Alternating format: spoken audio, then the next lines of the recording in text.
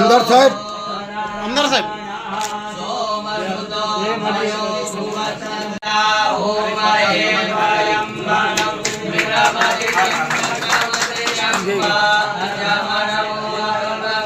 Madam madam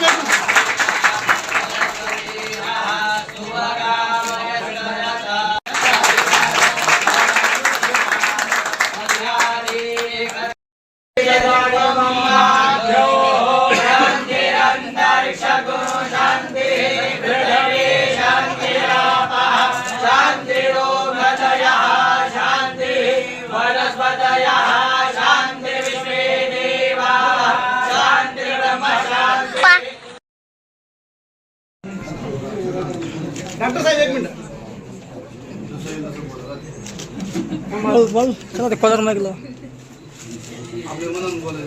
त्याचे खूप आणि राजेश दादांनी खूप हे केले.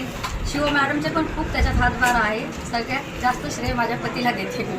अच्छा आपण कारण अध्यक्ष मी या खुर्चीवर बसली मी नाही, माझे पती बसले. अहोरात्र त्यांनी काम केले ते, त्याच्यामुळे जनतेने त्यांच्यावर विश्वास ठेवलेला आहे. सर या आम्ही या नगरपालिकेला समोर घेऊ. या मतदारसंघाचे लोकप्रिय आमदार आमचे वडील माननीय श्री राजेशदादा विटेकर यांनी आमच्या मागे एक ताकद उभारली आणि त्यांचे काम करण्याची प्रणाली, त्यांचा विकासाकडे पाहण्याचा दृष्टिकोन आणि आम्ही जे आतापर्यंत या 9 वर्षामध्ये या शहरामध्ये अतिशय सुंदरपैकी अतिशय दर्जेदार अशा काही मूलभूत सुविधा लोकांना देण्यामध्ये यशस्वी ठरलो. या शहरामध्ये विधायक कामं करण्यामध्ये आम्हाला यश आलं. त्या कारणाने या जनतेने आमच्या सर्व टीमने दृष्टी ठेवून सर्वांना निश्चित मी सर्वप्रथम सर्व मानवत नगरातील माझ्या सर्व शहरवासियांचे मनपूर्वक अगदी पक्षाच्या वतीने धन्यवाद देतो. राष्ट्रवादी काँग्रेस पक्षाच्या माध्यमातून त्यांनी नगराध्यक्षपदी आदरणीय सौभाग्यवती राणीताई अंकुश लाड यांची निवड केली, त्यांना संधी दिली आणि सर्व माझ्या 16 नगरसेवकांना या नगरपरिषदेमध्ये काम करण्याची संधी दिलेली आहे. त्याबद्दल मी सर्वप्रथम मानवतवासियांचे मनपूर्वक आभार व्यक्त करतो, त्यांना कोटी कोटी धन्यवाद देतो.